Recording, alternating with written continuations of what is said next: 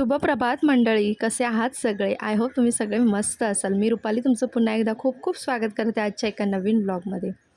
तर इथे मॉर्निंग झालेली आहेच आणि सुंदर अशी मॉर्निंग झालेली आहे. थोडं लेट उठणं झालेलं आहे कारण सध्या सुट्ट्या चालू आहेत.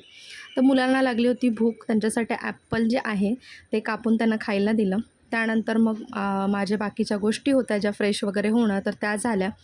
त्यानंतर आज थोडासा हेवी नाश्ता बनवायचा होता कारण ऑलरेडी आम्ही उशिरा उठलो होतो.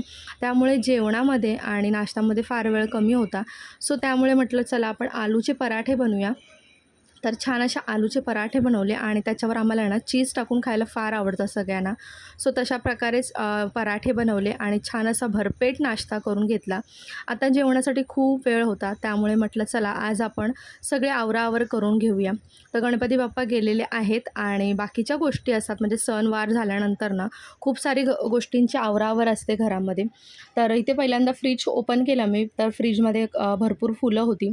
तर म्हटलं ही फुलं जी आहेत ते आपण यूज करून घेऊया कारण आता गणपती बाप्पासुद्धा गेलेले आहेत आणि पिरियड्स वगैरे या सगळ्या गोष्टी तर असतात आपल्या आणि त्या जवळच आहेत. सो त्यामुळे या फुलांचा नंतर यूज होणार नाही. त्यामुळे म्हटलं चला आधी पहिले या फुलांचं काही करूया. तर मी ते पटापट हातावरतीच गाठीचा असा सिंपल जसा मला जमला तसा हार बांधून घेतला. त्यानंतर एक दुर्वा फूलसुद्धा बांधून घेतलं जे गणपतीला आता मी वाहणार आहे आणि पूजा वगैरे देवाची करून घेतलेली आहे सकाळी. तर फुलं फक्त राहिली होती व्हायची, तर ती फुलंसुद्धा आता वाहून घेणार आहे देवाला आणि त्यानंतर बाकीच्या गोष्टी ज्या आहेत आवरायच्या तर त्या करून घेणार आहे. तर सणवारांना बऱ्याचशा गोष्टी आपण काढत असतो ज्या आपण एखाद्या बॅगेत किंवा पिशवीमध्ये भरून ठेवलेल्या असतात आणि त्या सणावारासाठी आपण त्या गोष्टी सगळ्या काढत असतो आणि सणवार गेले की त्यानंतर खूप साऱ्या गोष्टी आपल्याला आवरायच्यासुद्धा असतात. आणि सगळ्यात महत्त्वाची गोष्ट ना, जेव्हा आपण सण-सूद येतात ना त्यावेळेला कपड्यांचा ना खूप सारा ढीग पडत असतो कारण आपण डेली नवीन कपडे यूज करत असतो. त्यामुळे खूप सारे कपडे आज पडले होते तर ते वॉश करून सुकवून घेतले होते. तर ते सगळे आता घडी करून घेतले आणि त्यानंतर मग मी म्हटलं चला आता देवासाठी जी भांडी काढली होती पितळेची, तांब्याची आणि तुम्ही ते बघू शकता टपामध्ये खूप सारी भांडी होती. घंगाळ होतं, त्यानंतर फुलपात्र होतं, बऱ्याचशे कलश होते, समया होत्या मोठ्या-मोठ्या, त्यानंतर ग्लास, वाट्या, तामाण वगैरे या सगळ्या गोष्टी होत्या. तर त्या सगळ्या वॉश करून ठेवल्या होत्या रात्री आणि छान अशा सुकवून घेतलेल्या आहेत. त्यानंतर म्हटलं आता एका बॅगेत ज्याच्यामध्ये आम्ही ठेवतो ह्या सगळ्या गोष्टी तर त्याच्यामध्ये भरून घेऊया आणि जिथे ज्याची जागा आहे तर तिथे ठेवून देऊया जेणेकरून इथे खाली पसारा होणार नाही आणि त्या गोष्टी व्यवस्थित राहतील. कारण या सगळ्या गोष्टी आपण डेली काही यूज करत नाहीत, फक्त सणावारांनाच यूज करतो आणि स्पेशली गणपतीमध्ये ना या सगळ्या गोष्टी काढल्या जातात. सो त्या सगळ्या व्यवस्थित अशा ठेवून घेते आणि आरतीचं ताट वगैरेसुद्धा ठेवून देते. तर आरतीचं ताट कशा प्रकारे घेतलेलं होतं तुमच्यासोबत शेअर केलेलं आहे आधीच्या व्लॉगमध्ये. सो ते सुद्धा ठेवून घेतलं, वरती एक कपडा टाकून घेतला आणि त्यानंतर एका प्लॅस्टिकच्या पिशवीत भरून छान अशी गाठ मारून त्याला वरती मी पोटमाळ्यावर ठेवून देणार आहे जेणेकरून आता नेक्स्ट टाईम जेव्हा मला आता नवरात्रात वगैरे काही भांडी लागतील तर ती मला काढता येतील. आणि सणवार असला ना की ह्या सगळ्या गोष्टींमध्ये ना थोडासा वेळ जातो, थोडासा आळसही येतो आपल्याला, पण असो आळस करून काही उपयोग नाही कारण आपली कामं आपल्यालाच करावी लागतात. त्यानंतर थोडंसं दुपारी रेस्ट केला आम्ही, जेवण वगैरे साधी दाल खिचडीच बनवली होती आणि आता मुलांना लागली होती भूक. तर म्हटलं चला आपण सिंपल असं ना घावणे बनवूया आणि चहासोबत ना गरम गरम घावणे फार छान लागतात आणि हेल्दीसुद्धा आहेत. काहीतरी जंक फूड खाण्यापेक्षा हे बेस्ट ऑप्शन आहे. तर इथे तांदळाचं पीठ जे आहे ते भिजवून घेतलं पाण्यामध्ये, थोडंसं पातळ असं बॅटर जे आहे ते करून घेतलं, मीठ टाकलं थोडंसं त्याच्यामध्ये आणि बघू शकता कन्सिस्टन्सी कशी आहे ती पिठाची. आणि इथे माझ्याकडे बिडाचा तवा आहे त्याच्यावरनं घावणे फार छान होतात. तर तो गरम करायला ठेवला मी, एका साईडला चहासुद्धा ठेवलेला आहे. तवा बऱ्यापैकी गरम झालेला आहे. तर आता मी तेल वगैरे थोडंसं लावून घावणे जे आहेत ते टाकून घेणार आहे आणि ना हल्ली आता हे आमचं फेवरेट झालेलं आहे आणि खूप छानसुद्धा लागतं, टेस्टी लागतं. डोसे वगैरेचं बॅटर जे आहे ते आपल्याला प्लॅन करून आधी भिजवून ठेवावं लागतं किंवा मग खायचं असेल तर आदल्या दिवशी सगळं रेडी करावं लागतं.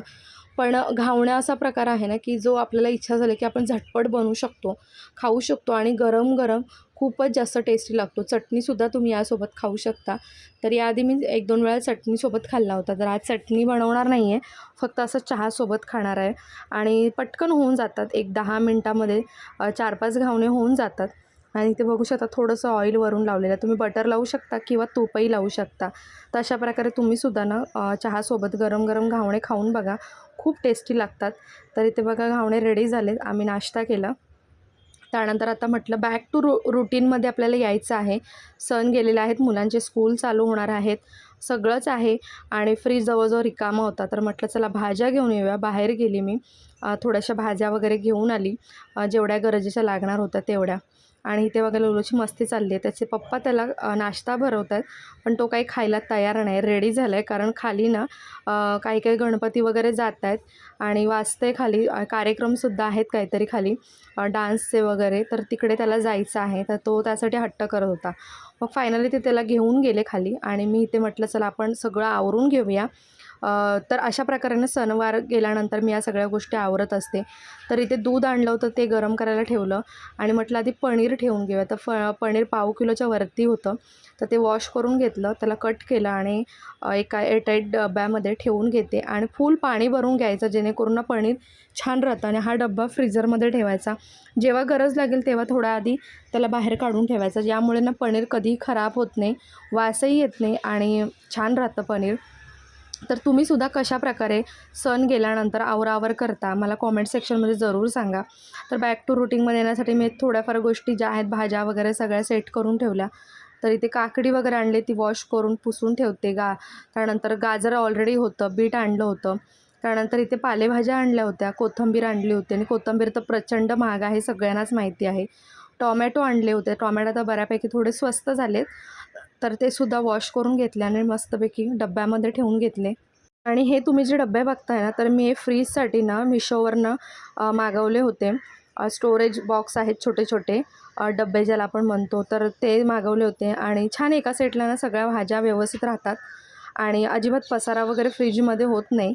तर याआधी मी जो कंबाईंड डब्बा होता, जे 6 कंपार्टमेंटवाला, तर तो शेअर केला होता. पण हे जे सिंगल डब्बे होते 6 मागवलेले मी, तर ते तुमच्यासोबत शेअर करायचे राहून गेले होते. तर हे डब्बे आहेत ते.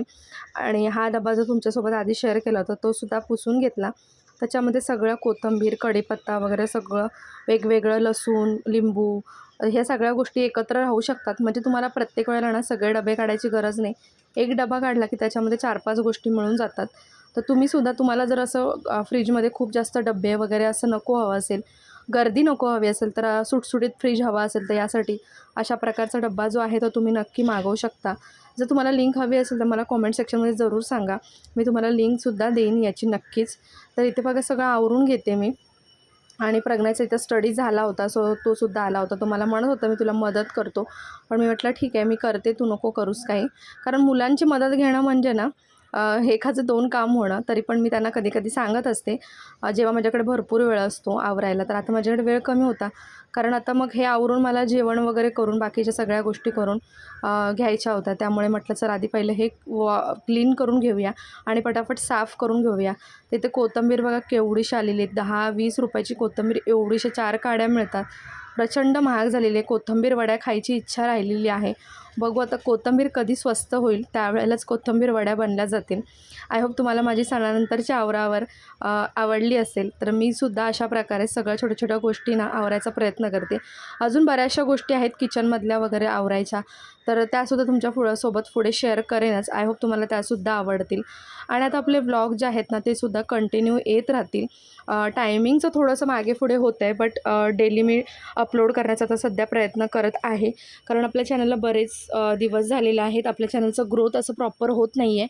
सो त्यामुळे थोडंसं ना मी सुद्धा जास्त लक्ष देते आणि तुम्हीसुद्धा नक्कीच सपोर्ट करा या गोष्टीसाठी मला. आणि तुम्हाला अजून काय काय छान छान पाहायला आवडेल, कोणकोणते ब्लॉग, काय काय चेंजेस आवडतील, तर नक्की मलाच कॉमेंट सेक्शनमध्ये सांगा आणि तुमचे सजेशन मी नक्कीच त्याचा विचार करून त्याप्रकारे आपलं व्लॉग जे आहे ते अपलोड करण्याचा प्रयत्न करेन.